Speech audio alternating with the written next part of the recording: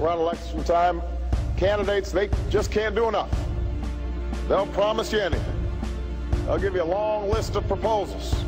They'll even come around with TV crews in tow and throw back a shot and a beer. I will promise you this, that if we have not gotten our troops out by the time I am president, it is the first thing I will do. I will get our troops home. We will bring an end to this war. You can take that to the bank.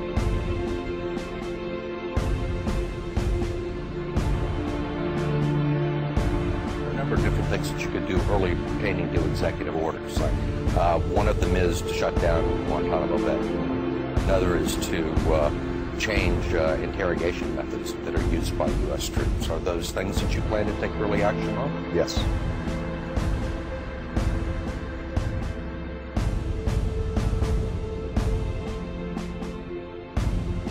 But if those same candidates are taking millions of dollars in contributions from the PACs and the lobbyists, ask yourself, who are they going to be toasting once the election's over?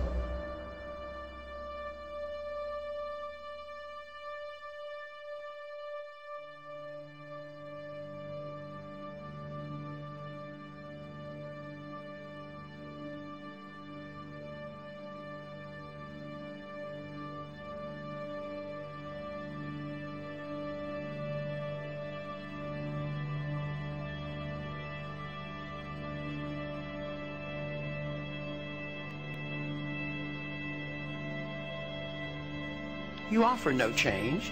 You have the same foreign policy. You want more troops in Afghanistan. You're not talking about only going to war with a declaration. You don't want to deal with the monetary, financial crisis in this country. You want to keep, you know, the system together for the benefit of the banks and the big corporations and the politicians. And what kind of change do you have on social policy? Do you care about sick people using marijuana? I mean, have you come out for that? He doesn't want change. He wants the status quo. And quite frankly, I am not expecting the troops, regardless of whether Obama wins, that they'll be home in 16 months. And that is just pure political talk. You can take that to the bank. I, Barack Hussein Obama, do solemnly swear to preserve, protect, and defend the Constitution of the United States. Today, in his press conference, the president made clear that he believes the law does allow him to make this commitment on his own. Listen to this for a moment, if you would. I'm not a Supreme Court justice, so I'm not going to put my constitutional law professor hat on here. Do I think that our actions in any way violate the War Powers Resolution? The answer is no. So I don't even have to get to the constitutional question. Preserve, protect, and defend the Constitution of the United States. So I don't even have to get to the constitutional question. Simply, sir, what's your reaction? That's a horrible statement. He should get to the Constitution. He doesn't have to be a constitutional lawyer. You take an oath of office to obey the Constitution. If we don't know what it says, how can we take the oath? The Constitution is very clear. You don't go to war without a declaration. You sit down with your attorneys and tell you what you have to do, but obviously the President of the United States has to do what's in the best interest of the United States to protect us. Well, this idea of going and talking to attorneys totally baffles me. Why don't we just open up the Constitution and read it? And the Constitution is the law of the land, and we don't have to be the constitutional lawyers to understand that. We don't need lawyers to tell us what to do and not to do, because we shouldn't be in office if we don't understand what the Constitution says. It's plain and simple. I agree now with Ron Paul more than I did in 2008, and we have a choice, and I think this is the choice that's going to happen to us. You can't live in this middle ground with our Constitution. You can't. You either embrace the Constitution or shed the Constitution. And Ron Paul is the closest to our founders out of anyone up there. Our economy seemingly on the brink of collapse. High unemployment sticking around. New foreclosures jumped 20%. Fallout from the debt crisis. 7 million jobs lost. The nation's debt keeps surging. Change has come to America. The concept of TARP, I was willing to go along with it. I think there is need for economic stimulus. I signed a letter with Democrat. Act. Where are the people that say all of this stuff is socialism? Government's too big. The role of government ought to be for the protection of liberty, not for the intrusion in economic affairs. We've spent too much, we tax too much, we borrow too much. It's bankrupting this country. I've been talking about these problems for a long, long time. Now we're bankrupt, and we have to decide which way we're going to go.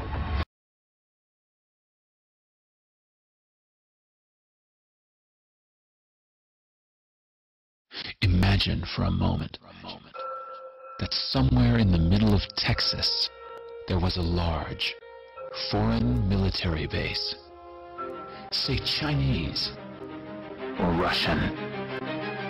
Imagine that thousands of armed foreign troops were constantly patrolling American streets in military vehicles. Imagine they were here under the auspices of keeping us safe, or promoting democracy, or protecting their strategic interests. Imagine that they operated outside of U.S. law and that the Constitution did not apply to them. Imagine that every now and then they made mistakes or acted on bad information and accidentally killed or terrorized innocent Americans, including women and children, most of the time with little or no repercussions or consequences. Imagine that they set up checkpoints on our soil and routinely searched and ransacked entire neighborhoods of homes. Imagine if Americans were fearful of these foreign troops and overwhelmingly thought America would be better off without their presence. Imagine if some Americans were so angry about them being in Texas that they actually joined together to fight them off in defense of our soil and sovereignty because leadership in government refused or were unable to do so. Imagine that those Americans were labeled terrorists or insurgents for their defensive actions and routinely killed or captured or tortured by the foreign troops on our land. Imagine that the occupiers' attitude was that if they just killed enough Americans, the resistance would stop. But instead, for every American killed, 10 more would take up arms against them, resulting in perpetual bloodshed. Imagine if most of the citizens of the foreign land also wanted these troops to return home. Imagine if they elected a leader who promised to bring them home and put an end to this horror. Imagine if that leader changed his mind once he took office. The reality is that our military presence on foreign soil is as offensive to the people that live there as armed Chinese troops would be if they were stationed in Texas. Shutting down military bases and ceasing to deal with other nations with threats and violence is not isolationism. It is the opposite. Opening ourselves up to friendship, honest trade, and diplomacy is the foreign policy of peace and prosperity.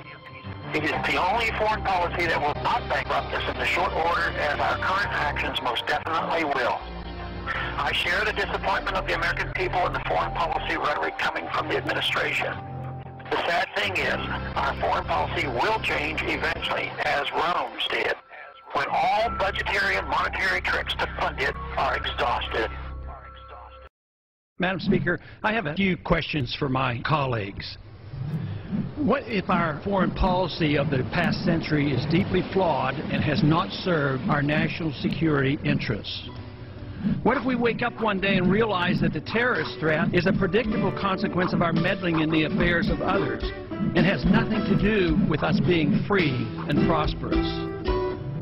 What if propping up repressive regimes in the Middle East endangers both the United States and Israel?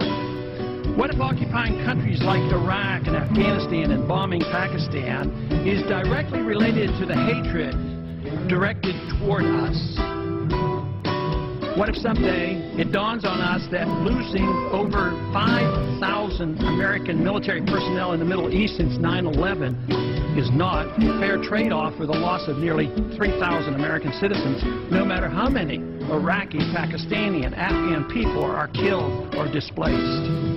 What if we finally decide that torture, even if called enhanced interrogation technique, is self-destructive and produces no useful information, and that contracting it out to a third world nation is just as evil?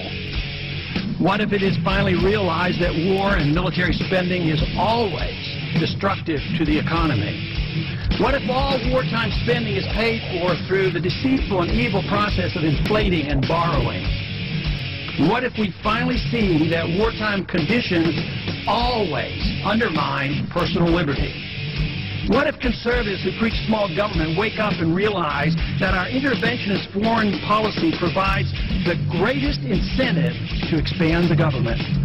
What if conservatives understood once again that their only logical position is to reject military intervention and managing an empire throughout the world? What if the American people woke up and understood that the official reasons for going to war are almost always based on lies and promoted by war propaganda in order to serve special interests? What if we as a nation came to realize that the quest for empire eventually destroys all great nations? What if Obama has no intention of leaving Iraq? What if a military draft is being planned for the wars that will spread if our foreign policy is not changed? What if the American people learn the truth, that our foreign policy has nothing to do with national security, that it never changes from one administration to the next? What if war and preparation for war is a racket serving the special interests? What if President Obama is completely wrong about Afghanistan and it turns out worse than Iraq and Vietnam put together? What if Christianity actually teaches peace and not preventive wars of aggression? What if diplomacy is found to be superior to bombs and bribes in protecting America? What happens if my concerns are completely unfounded? Nothing. But what happens if my concerns are justified and ignored? Nothing good. And I yield back the balance of my time. The one thing Donald Trump has ever been right about is that he's unelectable. We are in the business of kicking candidates out of the race. This Ron Paul is going to destroy this party. Paul's doing very well out in Iowa, and I don't think that's going to thrill a lot of the Republican establishment. Right now, live, right next to the bus behind us, Ron Paul is speaking, and 7 of the candidates are here today. We have live pictures of Ron Paul, but you know what? We're talking about Sarah Palin, we're talking about Rick Perry, the two people not in the race yet, Drew. And guess what, Paul? If you get video of Sarah Palin or get a soundbite from her, bring that back to us. You can hold the Ron Paul stuff.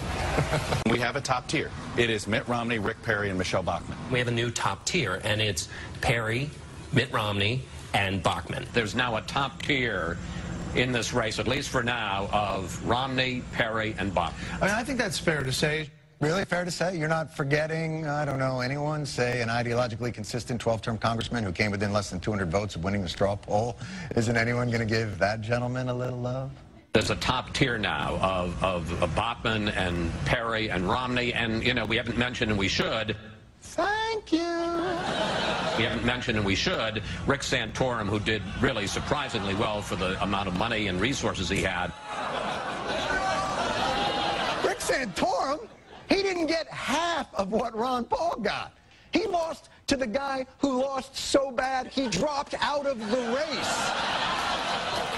Santorum? We're looking at Mitt Romney, who continues to be the front runner, but we have Rick Perry as well, and now Michelle Bachmann. Let's not count out John Huntsman, though. What? John Huntsman? Huntsman got 69 votes. This pretending Ron Paul doesn't exist for some reason has been going on for weeks. A new Gallup survey showing Rick Perry running second to Mitt Romney, knocking down Iowa favorite Michelle Bachmann to fourth. Behind who? Fourth behind who?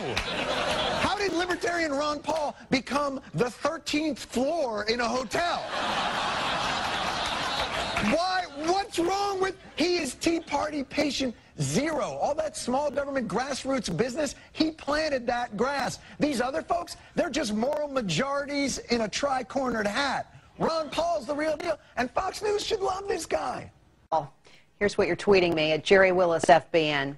The only real candidate is Ron Paul. Come on, Jerry, you know this by now. Everyone else is for endless wars and big government. And Frank writes, he is not getting the attention he should. However, I do not think he will be the last one standing. And Jim says this, I believe he is. His plans for our government are basic, simple, and easy to implement. No story there for the media. Question tonight, is Ron Paul being ignored by the media? Log on to jerrywillis.com. Take the poll on the right-hand side of your screen. I'll share the results at the end of tonight's show. Earlier this hour, we debated whether presidential candidate Ron Paul is getting enough attention. He basically tied with Michelle Bachmann in this weekend's straw poll, but she got all the news coverage Not to mention his Texas colleague Rick Perry stealing all the headlines. So we asked on JerryWillis.com, is Ron Paul being ignored by the media? 97% of you said yes, he is. 3% said no. And listen to this. We had voters from 26 different countries voting in that poll. Years have finally caught up with the candidate. Paul's message hasn't changed, but the urgency of what he's saying has increased dramatically. And it seems like this time more people may be listening. He came within an eyelash of finishing first in the Iowa straw poll, less than 200 votes behind Michelle Bachmann out of nearly 17,000 votes cast. Again, a fact that was largely overlooked by the mainstream media. Michelle Bachmann has no chance of being the next president of the United States. Maybe Ron Paul should be. Here's the question. Is Ron Paul the only grown-up running for president on the Republican side? Jarrett writes, yes. The real question is, are Americans ready to put on their big boy pants and accept some of the truths Ron Paul has been telling us for decades? We're broke. Our wars are a racket. The Fed is destroying our currency. The Congress is ripping us off. The threat of terrorism has been exaggerated. We're never going to agree on everything, so let's focus on agreeing on one thing, that we should all be free. And he writes, the only grown-up, I don't know. What I do know is he gets little or no media coverage even after he practically tied Michelle Bachmann in the Ames straw poll, and that's her home turf. Tony writes, not only is Dr. Paul the only grown-up in the race, he's the only candidate who is mature enough to tell us the truth, even if it's unpleasant. After listening to him, I'm reminded that there are still good leaders out there who actually want us to be free and live in peace. Refreshing to hear an honest, unscripted, heartfelt candidate who speaks passionately and truthfully about the issues that matter to us all. Tommy writes from North Carolina on Facebook, Ron Paul is not the only adult in the Republican race, just the only honest one. And Tony in Topeka writes, he might not be the only adult, but I can't think of another. By the way, Jack, I think the real question should be, why is the media not covering Congressman Paul? Jon Stewart did an amazing piece on his Daily Show last night. Sometimes I wonder whose side the media is on.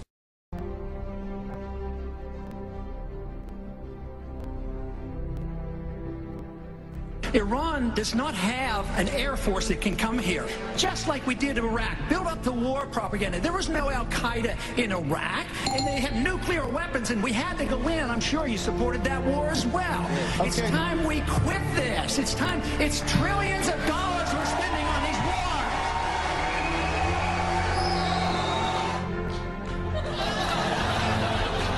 wars. What's with the smirk and the eye roll? The guy gives it, the crowd goes nuts, and you do one of these.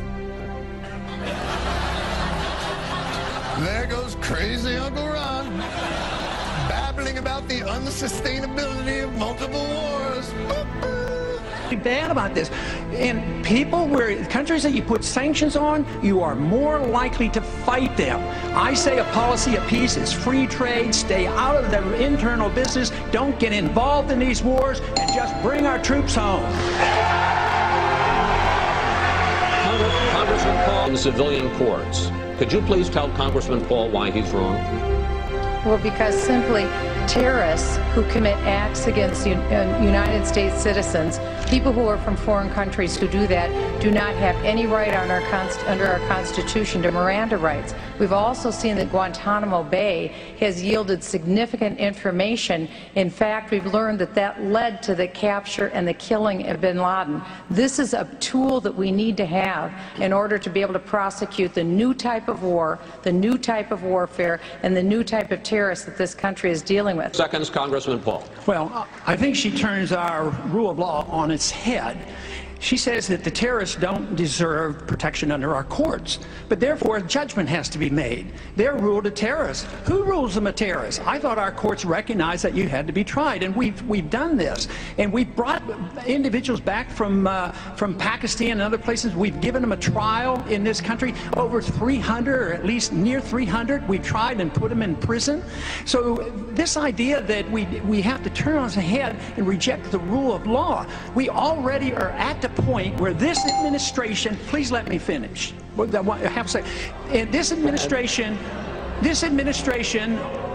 this administration already has accepted the principle that when you assume somebody is a terrorist, they can be targeted for assassination, even American citizens. That affects all of us eventually. You don't want to translate our rule of law into a rule of mob rule. Senator Santorum.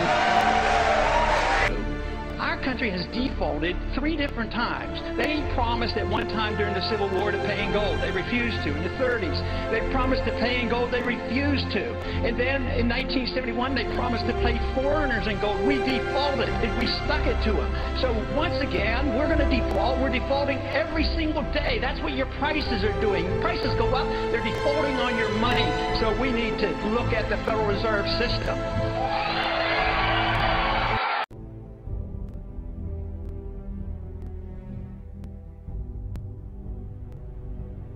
By active duty military personnel by the candidate. Herman Cain, $6,223. Now remember, these numbers are coming from reports that may be, if anything, overstating these numbers at this point. But Mitt Romney, not even coming up to Cain there for active duty military contributions, $5,000. Michelle Bachmann, bit of a late start this round, okay. $2,550. Newt Gingrich, whose campaign is imploding. I don't know if that was by accident there. $1,025. Pawlenty, all of $250 from active duty military. Rick Santorum, $250 also. Gary Johnson, sadly, none for his position. Total there of those other candidates, so to speak, $15,398. Sure sounds like a lot, doesn't it? Well, there's one other candidate who you might have noticed. Well, I don't know if you're watching the mainstream media. You might not have noticed that he was omitted from that list. Let's see, how much did Ron Paul get in this last quarter from active duty military? Oh my gosh, $36,739.79. No surprise, actually, that this was the case, far outstripping all other Republican presidential candidates put together, as was the case 4 years ago. But let's see, let's compare this to, who's the other guy running for president in 2012? Oh yeah, $28,833.99 for the president himself, including all the donations from the Marines, the Air Force, the Navy, the Army, whatever that other branch is, to the Commander-in-Chief. Ron Paul is their choice. But let's take a look at the numbers from 2007 here. Just a second, comparing Ron Paul, John McCain, Mitt Romney, Rudy Giuliani, Mike Huckabee, and Fred Thompson. There's a little flashback. Total from the entire campaign back 4 years ago. Again, Ron Paul, until the end of the primary season, Ron Paul had more campaign contributions from active duty service members than all other primary candidates put together, including Barack Obama back. If I had to be a betting woman and I had to be idealistic, I'd really like to see Ron Paul get the nomination for the Republican Party. Whoa! I really think he's a sound traditional conservative. Yeah, it's a surprising come of things, and I really think he really sticks to the Constitution and really stands for what conservatives believe in. Okay. Republican Congressman Ron Paul would get the nomination. The name Ron Paul is the most searched term on the blogging website Technorati. His campaign website gets more hits by far than any other Republican candidate, and he has more friends than any other Republican candidate on the social networking website MySpace. In the real world, another thing, he is stuck firmly among the lesser-known candidates. Welcome, Congressman. And Congressman, according to my calculation or my rough notes, we didn't hear from you you didn't get a question until 9:35. Do you think you're being treated fairly by the debates? Cell phone connection. Well, it will be because of conspiracy if he doesn't do well. Well, I don't know what it's going to be, but I mean, Ron Paul enjoys the support of the military. I mean, the common rank and file military, he has the most donations to his campaign. And where do you get that? And that's to me. Where do you get that facts? Where did you find that? The same way you get facts. I know what I read.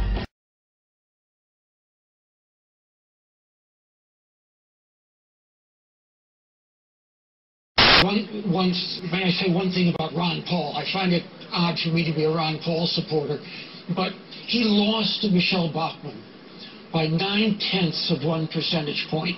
in a straw poll that isn't supposed to pick winners, but it's supposed to tell us which way the wind is blowing, that's as good as a win.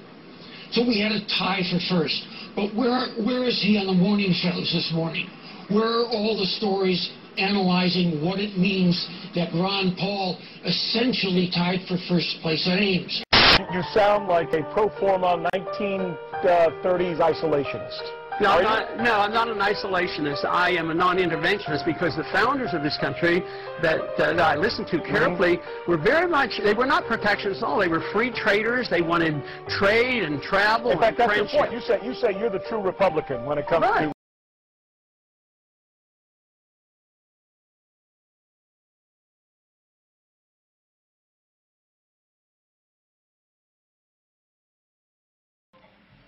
The winner of the straw poll this year, Congressman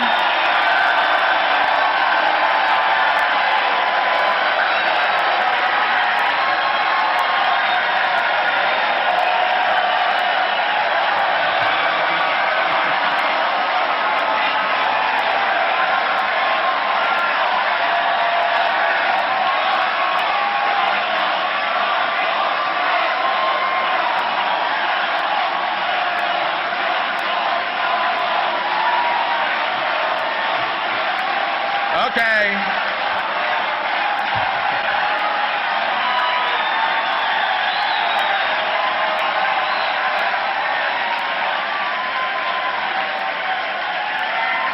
Okay.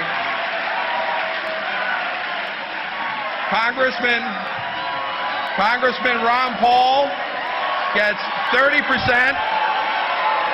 Former Massachusetts Governor Mitt Romney, former Massachusetts Governor Mitt Romney gets 23%.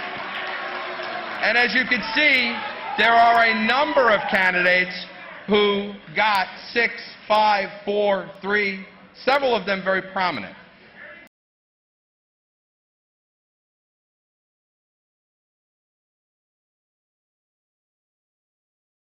Winner of this year's CPAC straw poll is now, okay. Well, the winner of this year's CPAC straw poll is Texas Congressman Ron Paul. In the end, he was the winner. Probably not the reaction he was hoping for when you name a favorite to run for the White House. Mixed applause and boos as Ron Paul was announced over the weekend. The fiery Texas Republican, no doubt unfazed by the reaction. He's live with me now from Capitol Hill, winner of that straw poll for the second year in a row. How you doing, sir? Congressman Ron Paul. I'm doing fine. Welcome back I'm doing fine, thank you. So who was in the audience booing you? Did you get a name on the? Did you get an ID on those people? No, I wasn't there, so I didn't watch that little ceremony at the end. But it tells you that that people aren't unanimous on this cause of liberty. You know, I am very determined that liberty is the issue, and some people like to be taken care of more so than demanding their freedoms.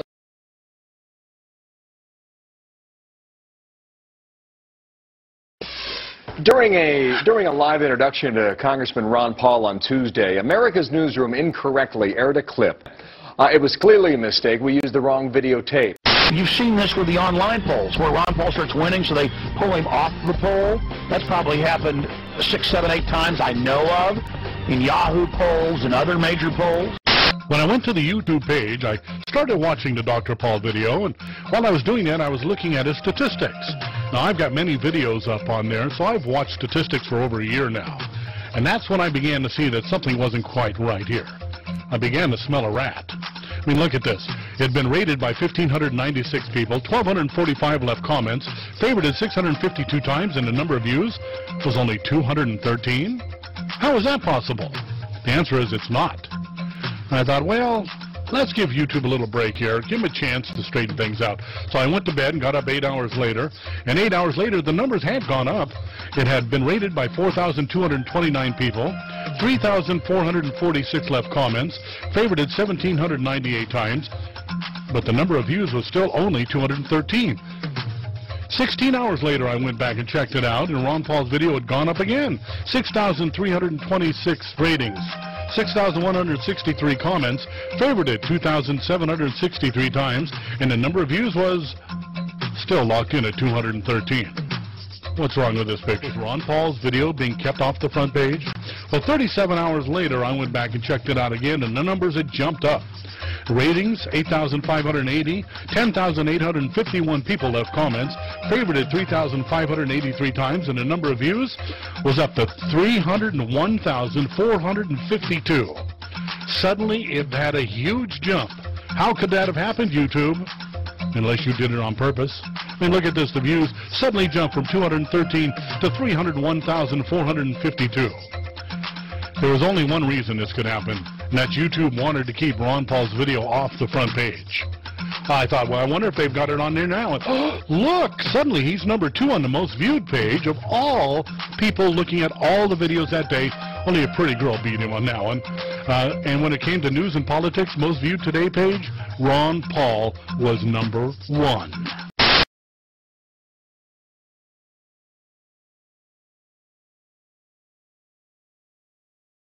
Easier if you know where his video is. It's a problem. I don't want to run false video, but I need shots of the audience and people eating and crap like that. Voiceover. The past years or so, we put on this big charade and think that we're going to change things by voting for someone who sounds correct or who the media shoves in our face.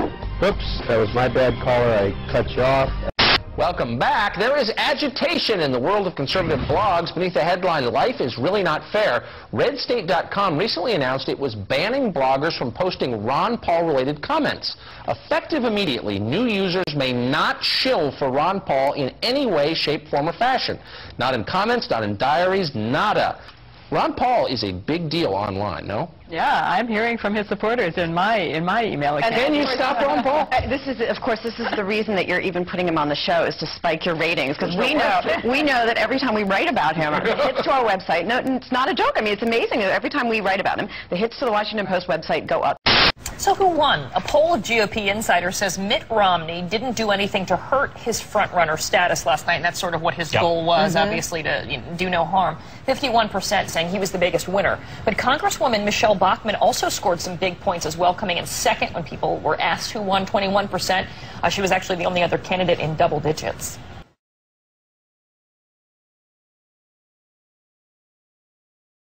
Well, CNN's put up just some videotape that's completely misleading and say it's one thing when it's really something else. It seems like both sides play this game, and I think a lot of people in America are just kind of sick of the game. All right, so yesterday we had our debate wrap-up, and the general consensus seems to be that things went all right for Ron Paul, and he was treated fairly. But sadly, CNN appears to be afraid of using its own polls for its own post-game analysis. When reporting post-debate, they instead used data from a National Journal poll given to political insiders. Data taken from 5 other major poll sources post-debate showed Dr. Paul at 31.07% at Fox News, 83% at CNBC, 87% at WePolls.com. Vortex effect might have been a little biased there with the audience, 93.31%. But even at CNN's own poll, 78%. Okay, so let's be fair. The online polls can be skewed like any other form of polling, but here's the skewing that CNN came up with. There you go. Romney at 51%, down to Paul at 0. How did they get away with this? They didn't invent the numbers, as they might as well have. Instead, they reported on a National Journal online poll that had all of 54 votes. And according to the Baltimore Sun, it was reported that Ron Paul clearly won audience favor in New Hampshire. An analysis of audience reaction shows Paul was applauded twice as much as any other candidate on stage. Throughout the 2-hour debate, Paul was applauded 11 times. Romney, Bachmann, and former Minnesota Governor Tim Pawlenty were each applauded 5 times. Former House Speaker Newt Gingrich and businessman Herman Cain were each applauded 4 times. Pennsylvania Senator Rick Santorum was applauded the least amount of times, 3. Again, 0%. Really? Why are they so scared of Ron Paul? Well, the ruling class of this country, the Fortune 100, the private Federal Reserve, have amassed their wealth through monopoly. They've amassed their wealth through insider, anti-capitalist, crony systems.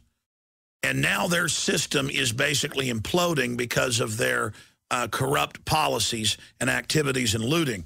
And here's Ron Paul, who's called it every step of the way with incredible precision, who has the constitutional answers to get our country back on the right track, and the system is scared to death.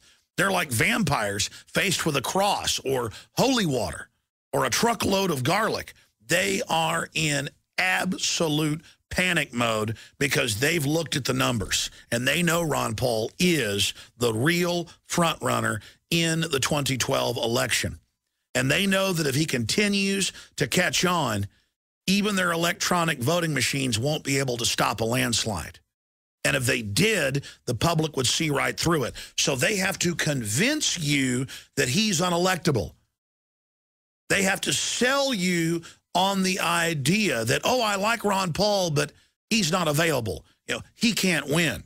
The fact that Ron Paul is the true front runner and is popular across the political spectrum, and major political analysts have had to admit that only Ron Paul can effectively beat Barack Obama. That's why the system is scared of him. And that illustrates how awake people are, that Ron Paul is the most popular, and if this was a fair game and wasn't rigged, would be our next president.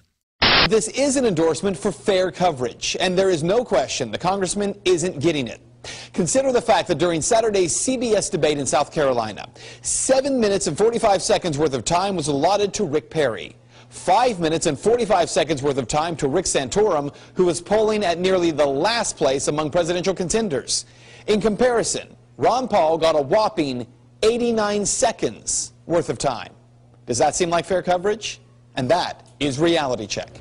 I have gotten a ton of email today from people saying, look, Ron Paul finished 152 votes behind Michelle Bachmann in the Ames straw poll, basically a dead heat. Why aren't we giving him his due?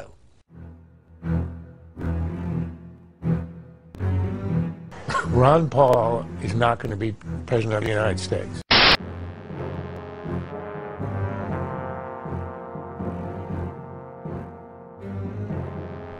If our views, you know, keep growing in popularity as they are, it's a real threat to the establishment. So the establishment is well protected in many of those individuals that control the 5 major networks.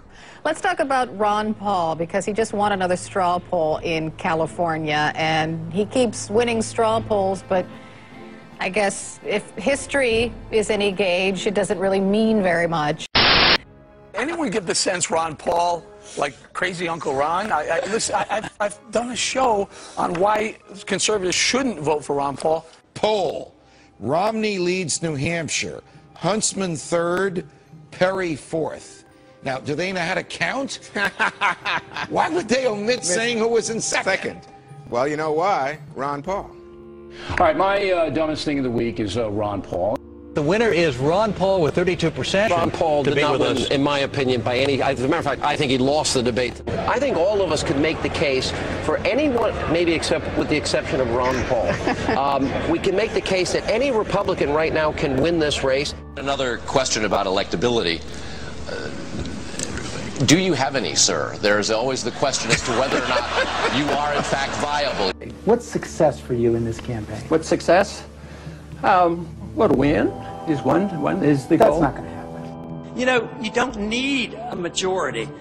You need, what he said, was an irate, tireless minority willing to start the brush fires of freedom in the minds of man. I am gaining recognition in the campaign, and it's a threat to a lot of people. It's a threat to the military-industrial complex. It's a threat to the bankers, the big corporations who get all the benefit. It's a threat to the people who preach that we have to be in the world and be in all these countries. So I think it's big banks, big money, big corporations, and the people who want to be the warmongers.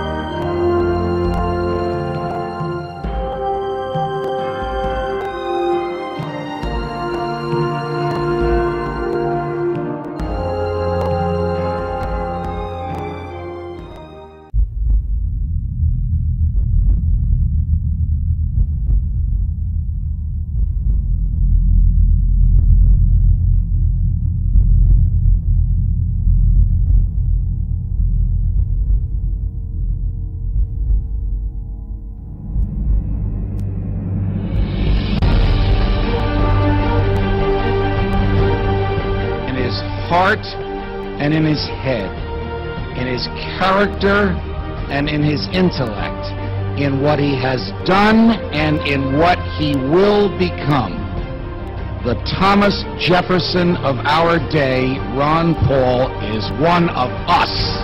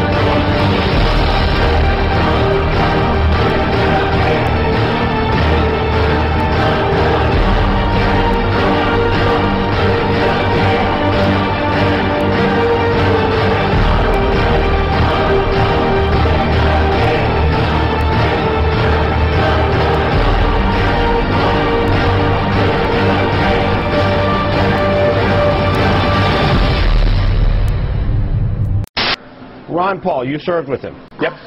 Tell me what the guy's like, because I want to tell you, if you mess with Ron Paul on television or online, you are going to feel the wrath of some serious followers. We've been dealing with this the last few weeks at CNBC. We did an online poll after the debate of who won the debate. Ron Paul dominated the debate, and some of my colleagues at CNBC thought that there was something wrong with that. They took the poll down. I want to tell you, my email box, thousands and thousands and thousands of email like I haven't seen from any other, followers of Chris Dodd or Bill Richardson or Joe Biden. Well, I'll tell you, the interesting thing is that my son was back from school and was telling me about Ron Paul signs all over the campus.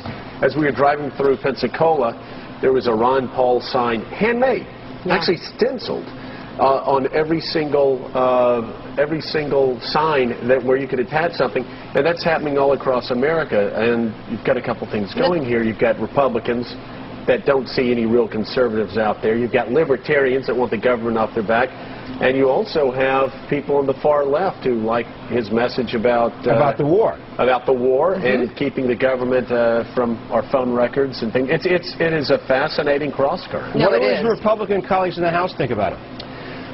Truthfully, everybody thinks in the House, everybody's thought that he's been crazy for a while. As far as too conservative, too libertarian, he's an independent, very independent guy.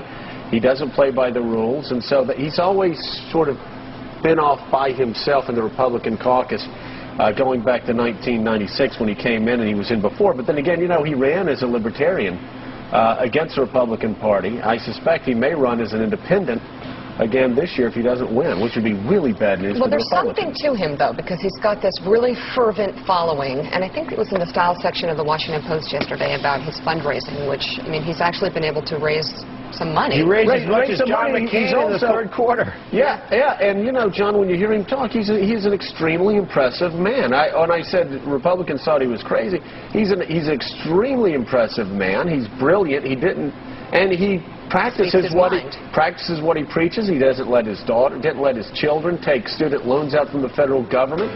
He's a doctor that doesn't take Medicare or Medicaid, and I'll tell you what, like my 19-year-old son, who's not excited about any candidates, was saying, man, I went on these websites and everybody's excited about this guy. Here's a question for you. Could Congressman Ron Paul be President Paul next year? He's the best shot the Republicans have, says my next guest. With me now, Fox News political analyst and my colleague and friend Juan Williams. Juan, it's a pleasure. Looks like you're in the mountains somewhere, but welcome to Freedom Watch. Yeah, I'm in Salt Lake City. All right, great place, a beautiful town. Has Ron Paul succeeded in changing or moving the political debate after 25 years of being in public life during his third run for the presidency? I say this with amazement, but it's becoming more and more clear that we live in the age of Ron Paul, Judge. I mean, you stop and think about it. Who's the father of the Tea Party? It's Ron Paul.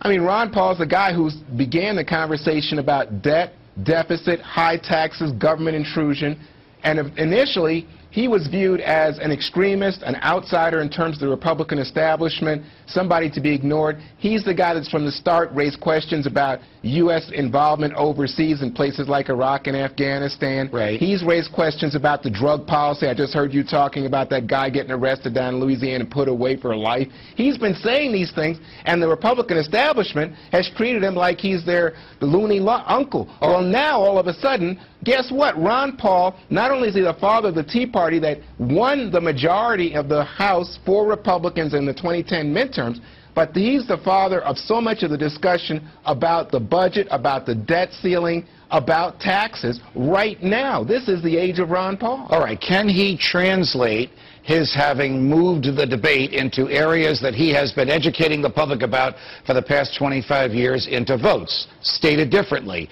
were you surprised to see that CNN poll 2 days after the Republican debate that showed him having the best shot of all the Republicans, not just those at the debate where you were one of the questioners, but of all the Republicans against President Obama? I was stunned. Again, to me, it's like a revelation, and it's just becoming clearer and clearer about this thing. I keep saying age of Ron Paul. The question is, do the big money people start to give some credibility to someone like Ron Paul when they see the CNN poll and see that he actually is outperforming the Palentis, outperforming the Gingriches, outperforming the Romneys, the Mitch Daniels? That's the question, and I don't know the answer to that yet, but if in terms of moving the argument, moving the conversation on not only drugs but Afghanistan, personal liberty, the debt, that's all Ron Paul. Well, in the interest of full disclosure, I'm a senior advisor to Ron Paul, and a lot of people they saw Winston Churchill. He was a pariah in his own party, to both parties. He often voted alone in Parliament, and he was ridiculed by the press, but he was right. And if your viewers Google September 10th, 2003 Ron Paul, they will see him before the House Financial Services Committee predicting the housing bubble, describing the morality of millions of homeowners losing the value of their homes, of the mortgage lending crisis. All of this was seen in advance. And so how important is that aspect then, the fact that you had to presciently seen a lot of what's going on? Because then the next command is, all right, well, great, you could see into the future and predict a lot of this, touche. Now we expect you to be the guy to lead us out. How does he pass, or others even pass muster there? Well, morally, the problem morally, the British people looked at Chamberlain and Baldwin and they said, hey, if they knew this crisis was coming, why didn't they tell us? And if they didn't know, why did we elect them? And there's the same sentiment today. If George Bush knew the housing bubble was coming, and if Obama knew that his stimulus program wasn't going to produce any jobs at all, why didn't he tell us? And if he didn't know, why is he in power? And why not turn to somebody who seems to know? So that's how these sort of things do happen historically. Educate, please, this panel of experts here, and I say that with quotes around it, loosely, about why this sort of throwing money at the issue, bailing out, may be potentially reckless and damaging. for the future of this nation's economy? Well, in order to understand that, you have to understand how we got into this mess. We got into this mess by spending too much, borrowing too much, and inflating too much. Government was too big, and we had too many regulations. We had rejected the market economy for decades now. We have rejected the notion of sound money for decades. And we got into a mess this way. So what is the proposal? Spend more money, borrow more money, print more money, regulate more so. So it makes no sense whatsoever. So we're going to make the problems much worse. We're doing exactly what we did in the 1930s. We are determined to take a serious recession and turn it into a depression if we don't change our ways. When governments spend money, they spend it in a non-productive manner. And every penny the government spends, they have to take it out of a productive source of money. The money has to come from somewhere. Everybody talks about the money that's going to be spent and how many wonderful things will happen, but they never say, where does the $825 billion come from? That's the question they have to ask, and they have to find an answer to that to fully understand why what we're doing is absolutely wrong. All right. Okay. Let me ask you. I mean, I understand where you're coming from here, I think, sort of. You know, but the house is already on fire, and I think no matter what we think how the fire began, the house is on fire. Our house is on fire. So let's take one industry specifically. Let's take the automotive industry in this country. Are you saying spend no money on the automobile industry in this country, that American automobile manufacturing, let it disappear?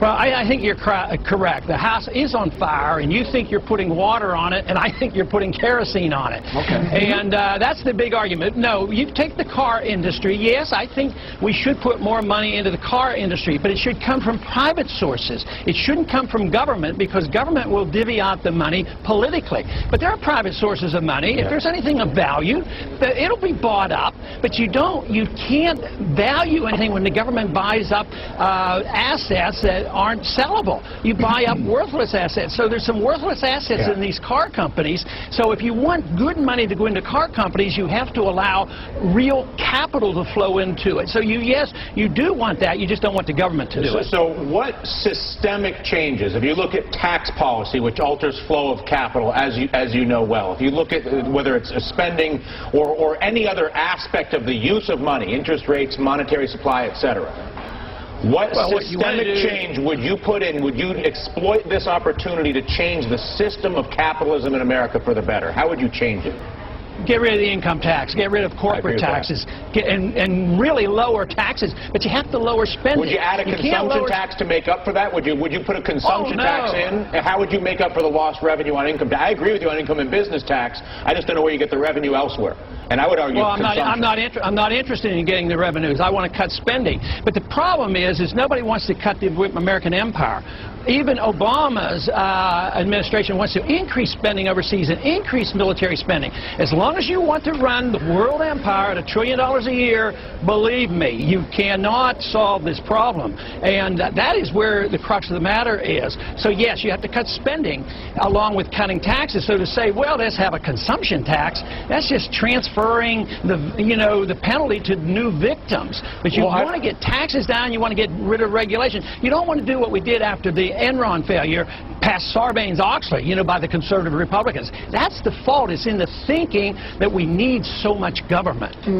Congressman, are you really saying that given the meltdown on Wall Street and some of the craziness that we saw at Citigroup and Merrill and other places, that there should be less regulation, not more in some cases?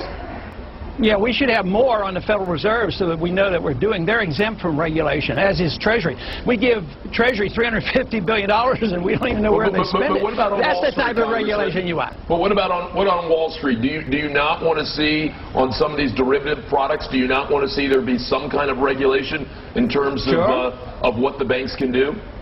Sure, anybody who commits fraud goes to jail, just as they did in Enron. We didn't need Sarbanes-Oxley to prosecute everybody in Enron through the laws of fraud. If they commit fraud, they go to prison. Just like Madoff, we had all those regulations, SEC and everything else, and he got by. It proves SEC didn't work. But Congressman, it's not just fraud in some cases. In some cases, people had very little equity put down and were leveraging things up tremendously. Should there not be regulation about how much equity you effectively have to put in the deal, or how much capital you have to have on your balance sheet? Sure, and if you understand leveraging up equity and debt, you have to look at fractional reserve banking. That's where you pyramid debt. So they're doing exactly what the Federal Reserve does, is they create money out of thin air and they pyramid debt. That's where the bubble comes from. That's why you have to look at monetary policy. But you're looking at the symptoms rather than the cause. Hey, Congressman, hang with me for a couple of seconds here. I am extremely limited. And 90% of this conversation that you've been having with Dylan and Carlos has gone way above my head.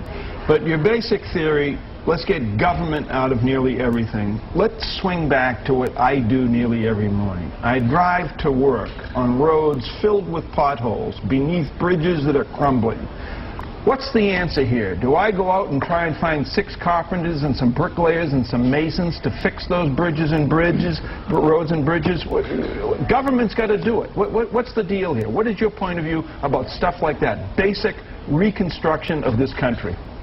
Okay, I know I can't have my perfect society quickly, but what I would do is quit bombing bridges in Iraq and then paying to rebuild them, and then wasting the money in the rebuilding over there. I would take that money, save it on the deficit, cut the deficit, and spend some on our infrastructure. That's what I would do, and we could do that. But as long as you do it through debt financing, it's impossible. Ideally, roads and bridges should have been taken care of by our states. It wasn't designed in the Constitution that the federal government would take care of every bridge and every road. But that isn't the worst type of spending, and I think in the interim we certainly could. We could cut the spending overseas, but we're going to bring ourselves to our knees. We're going to have a dollar crisis. We're doing exactly what Osama bin Laden wanted to do, what he did to the Soviets. He's bringing about financial chaos to this country, and we got to realize excessive spending that is a problem. It's not that we need more government spending. That to me is foolish. I want to ask you the same question I've been asking myself, everybody on the set. I asked Tucker, I asked Pat, I'll ask you. In reality, and forget your perfect society, mine or anybody else's, in reality, we're going to lose millions of jobs over the next year or two. In reality, our banks have been mismanaged horribly as a result of both the bankers and the politicians, in my opinion, and we're now dealing with that. What would you do? In other words, saying what you don't think should happen has a value to a point, but in reality today, what do you think the American politicians and bankers ought to be doing? I wouldn't pretend that pouring kerosene on the fire is working. I'm sorry to interrupt you, but I want you to start it with I would. Okay, what I would do is allow the liquidation of debt to occur. You want the people to spend more money in buying up assets. You want these assets priced in the marketplace so we know what their values are. That's why that first package of but no one in the market will do that. As you know, then there's no value there. That's a good information, then there's no value. Why should you dump that on the American taxpayers? That's a strong message that if it's worthless, you don't dump it on the taxpayers. But that's why our slump is getting worse. How do you get this country healthily to your perfect society, where there's limited taxes and free markets and innovation reigns supreme, and me and Willie are on the beach, getting drinks served to us from robots, but that's not where we are today. How do you get that? How do you deal with the reality of the problems of this country? Well, the reality is you have to liquidate debt and get rid of the malinvestment. If you don't do that, you can't do it. But what you're doing now is you're working on the destruction of the dollar. There's a pretense that you're going to improve things, but you're really going to destroy the dollar, and a financial crisis that we have today is going to be a dollar crisis. Dr. Paul, I'd like to begin with you. Every debate begins with a specific policy question, but this is a little different. Someone on this stage hopes to be able to take the oath of office 14 months from now, and at the end of that oath are the words, "So help me God." When you hear those 4 words, if you have the opportunity and the privilege to say them, what will come to mind? Well, I think they're very important. We take, those of us who have been in Congress and served in government, we take an oath frequently. We take an oath to uphold the Constitution. And that's what we do when we take an oath when we're sworn in as president. We emphasize this. But I think what that does, it emphasizes it even more so because of the significance and the importance. And it reiterates the fact that we swear to uphold the Constitution and the rule of law. And to me, this would mean that you're not only saying this, in front of a small number of people, not only in front of the nation, but before our God. which means the significance is that much greater. So those of us who have done this before, and I've taken my oath rather seriously, very seriously, and believe that I've done a very good job in upholding the Constitution, and even when sometimes it's difficult. And this to me would send a signal that by saying, "So help me God," I really will obey the Constitution and that pledge. I think the issue is obviously very important, and we can charge one side or the other of influencing our culture too much. But the goal of government isn't to mold society and mold people. The role of government is to preserve liberty, so we as individuals assume the responsibility and our families assume the responsibility. Our values should come from our family and from our church. But once we say, well, the liberals are doing this because they want this economic interference and we're going to have perfect balance and fairness, they overdo it. But you can do it on both sides. You can say, well, we're going to make people better by having more laws. I think culture is very important. Culture has a reflection on the law, and I think that is very good. But the law can't reflect the morality of the people. If you do that, you have embarked on something where you sacrifice liberty. Once you turn this over to government, when government assumes this role, it can only do that at the sacrifice of liberty. So our goal ought to be to preserve liberty so that we have our religious values and we make our own decisions. If we can make our self-determination for our hereafter and our spiritual life, certainly on our own personal habits and our economic habits and how we spend our money, certainly we should assume that the people can do this. The guidance should come from individuals, from our family, and from our church. You know, the early church struggled with this. I mean, Christ came, Christ taught about peace, and Christ was to be the Prince of Peace, and we were to defend that. But early on, the church struggled with this, and St. Augustine came up with the principles of the just war. I believe in them. I think we should follow those from a religious viewpoint, but we have a constitution. It is very clear to guide us to try to prevent these wars. And that is that we don't go to war without a declaration. The wars that we have fought since World War II are all illegal, unconstitutional, immoral, and all were unwinnable, and it was tragic. It was tragic because we did it by failing the rule of law, and the tragedy now of these wars of the past 10 years. 10 years, and we have been so complacent. It added $4 trillion to our national debt.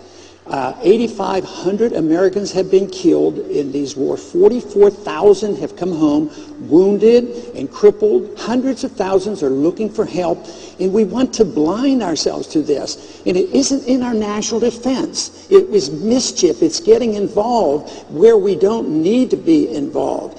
I think it is an utter tragedy of what's happening. And if you want to talk about a family life, there has to be somebody in this audience that has been the bearer of bad news, either a loved one lost or a loved one crippled. And it's on and on. I had one soldier come to me the other day, and he was so against the wars, and he spent 3 or 4 tours over there. And he says, I lost so many buddies, and I don't know why we were there, and there's no signs of progress over there. But he says, now I'm losing my buddies to suicide. The wars destroy the family, undermine the family, as does economic climate. The bad economics and war is 2 most destructive things to the family, and we ought to concentrate on that, and we can't concentrate on the economics unless you look at the business cycle, why we have inflation, busts and booms. Otherwise, we will continue on a downhill path. The banksters' fraud continues now. So I think we should come together and work together, and I think we can. Well, the Fed is completely out of control. It's not under any legal controls that Congress can really enforce. And right now, ultimately, they are more powerful than any emperor has ever been. It's not about Democrat, Republican. People who say it is, that's not true. This is about right or wrong, up or down. Today, I think it was a historic day because we agreed on 4 major areas. Foreign policy, get the soldiers back, stop being imperialistic.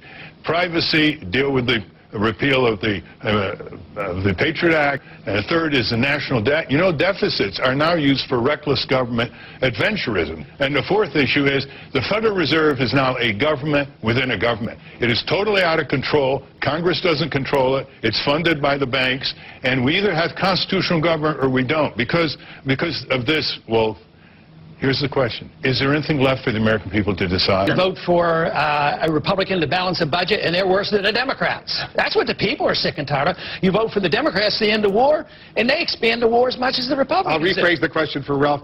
Who's the lesser of two bads right now? The lesser of two bads is not good enough for the American people. We need the best. The crisis is much bigger than what they even are talking about, because they're not talking about the real crisis, and that is the bankruptcy of the whole country and the destruction of the dollar. And when we're going to bring our troops home and change our foreign policy. I mean, this is much bigger than they think it is. A lot of people are pointing fingers.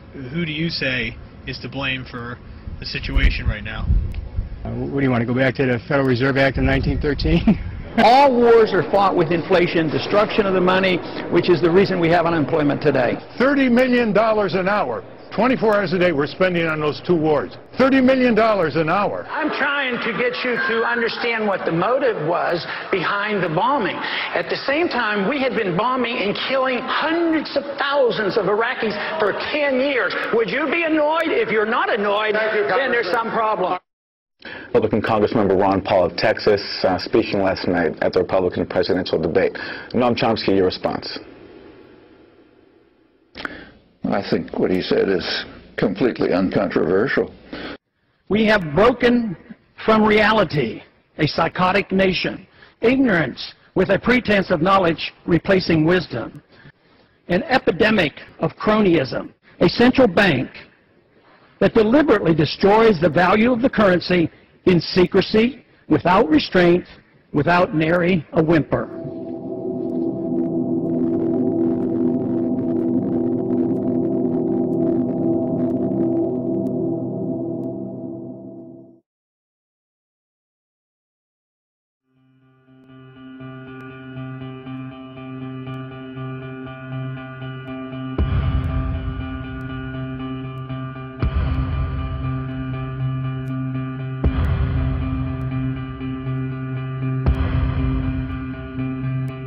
This is not the kind of government that was designed by our founders of the country. It's not what was written in the Constitution. We've only had an income tax since 1913. But if you want a welfare state, and if you want to police the world and pay for the defense of Japan and Germany, send foreign aid to the Soviet Union, you not only need the income tax, you need the Federal Reserve to print up the money when the deficit is accumulated. So we think the government should be much smaller. During the next decade, the American people will become poorer and less free, while they become more dependent on the government for economic security. This country is in the middle of a recession for a lot of people. Michigan knows about it. Poor people know about it. The middle class knows about it. Wall Street doesn't know about it. Washington, D.C. doesn't know about it. But it's because of the monetary system and the excessive spending. It's no joke. He is America's last true statesman, and he has actually been saying the same thing for the past 30 years about what our federal government needs to do to serve the people. That is, namely, follow the Constitution. The Federal Reserve credit created during the last 8 months has not stimulated economic growth in technology or the industrial section. But a lot of it ended up in the expanding real estate bubble. This too will burst, as all bubbles do. How could it be that you knew this on the banking committee in 2003 and nobody else did until after the collapse?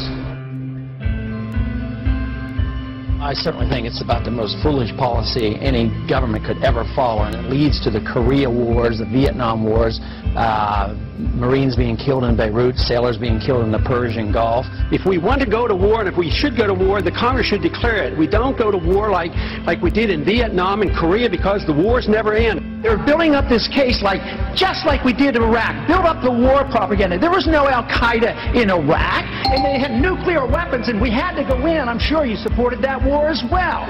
Okay. It's time we quit this. It's time. It's trillions of dollars we're spending on these wars. Afghanistan, how quickly would you bring the troops quick home? As the ships could get there. It really says a lot that the politically aware people in the military, those that are paying attention and engaged in the political process, are supporting someone who advocates an immediate withdrawal. I got twice as much as all the other candidates put together on the Republican side, and even more than Obama got, which tells me that those troops want to come home as well because they know exactly what I'm talking about. My name is Eric Knowles. I'm an Air Force veteran. My name is Jonathan Schaefer. I spent 6 years in the Navy. Hello, my name is Tony Marek. I served in the Army for 8 years. I'm Alex Schlegel. I'm an 8-year Air Force veteran. Hi, my name is John Jones, and I'm a U.S. Air Force veteran. I have a cousin who's in the Marine Corps. He spent 18 months over in Iraq. A war based on a lie. There's great reason to have hope for Ron Paul's candidacy, as he's the only veteran in the Republican primary right now. The only representative in Congress that takes his oath to the Constitution and the rule of law seriously. You sign up for the military and you sign the dotted line. You're there to defend America and the Constitution, and Ron Paul is the only person that's been doing that for a while now. I support Ron Paul because I believe he's the only candidate with the fortitude to actually stand by the Constitution. I took an oath to support and defend the Constitution, and he is the only elected representative that actually takes his oath seriously. I think he's dead on when he talks about the Federal Reserve System. It's only because the government is able to print money to pay for the war that we're able to stay at war. And that act of printing money makes us all poorer. It's been going on and on because we just plain don't mind our own business. That's our problem. During the last campaign, I knew what was happening. You know, they mocked me for my foreign policy and they laughed at my monetary policy. No more. President Obama has 42% of voter support, and Representative Ron Paul, 41%. Wow! I see a fantastic movement at the grassroots. This man brings together people of all races, all socioeconomic backgrounds, all political affiliations, because freedom is truth, and truth is power, and we can live and be free in this country. If we believe, we can. What's appealing about him overall is that he is intellectually honest, and that he obviously has a lot of integrity. Ron Paul is at least not a panderer, he's sincere. The reason people are worked up about Ron Paul is because they sense that he's genuine, that he's not a sellout, that he's not taking money to espouse certain positions like 99% of other politicians. The one guy in the field, agree with him or don't agree with him, who doesn't go out of his way to regurgitate talking points or change what he believes to fit the audience he's in front of. You served, as you said, 20 years in Congress, but you're not going to take a congressional pension. Right. As an obstetrician, you never took Medicare or Medicaid for your patients. Never. I'm personally endorsing Ron Paul for President of the United States for 2012. A lot of stuff he says makes perfect sense. Mainstream is moving in the direction that I have been talking about for a long time. And everything he has said has been truth. And a lot of stuff Obama has said has been lies. I will promise you this, that if we have not gotten our troops out by the time I am president, it is the first thing I will do. I will get our troops home. We will bring an end to this war. You can take that to the bank. Does that mean you can tell us today that you will not change the 16-month timetables? I like Ron Paul. I think he's cut from a different cloth than the rest of those people who are, of course, selling their souls to the corporate interests who back them. I believe that abortion should be safe and legal in this country. I will preserve and protect a woman's right to choose, and am devoted and dedicated to honoring my word in that regard. I will be a pro-life president.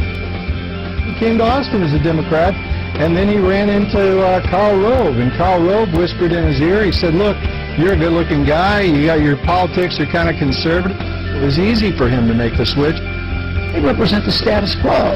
And this is what excites so many people now. They're sick of the status quo. Suddenly, a lot of people who love the country and haven't voted precisely because they feel like it would be an insult to the great history of this country to vote for one or the other criminal, are so excited at the prospect that, wait a minute, maybe the country can be saved after all. I do think you should value people who speak from the heart and who tell the truth.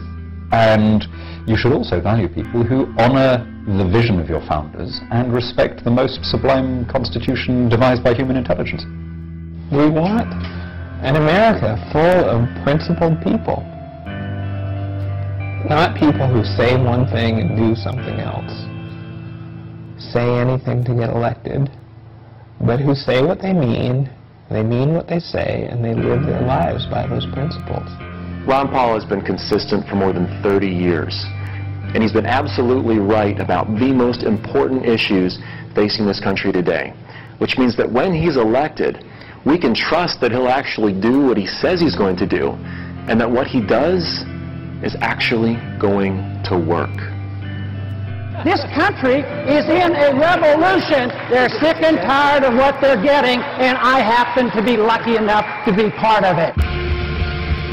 Don't get involved in these wars. Just bring our troops home.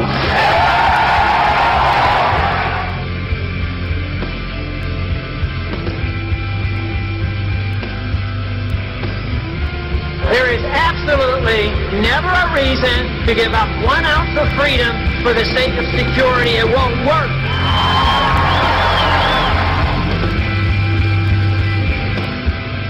There is no authority in the Constitution authorizing a central bank, which means there should be no Federal Reserve System.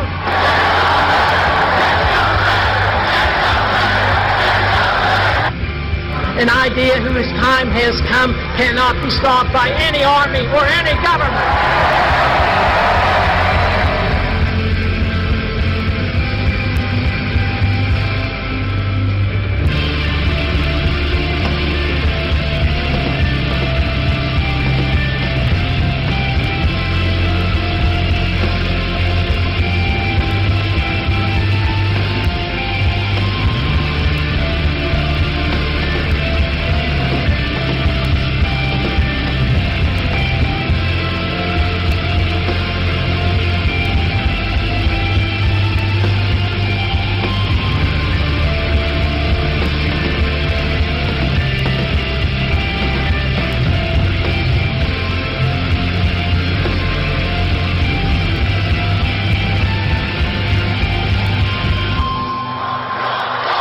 I've been in politics for 35 years. My cause has been the cause of liberty.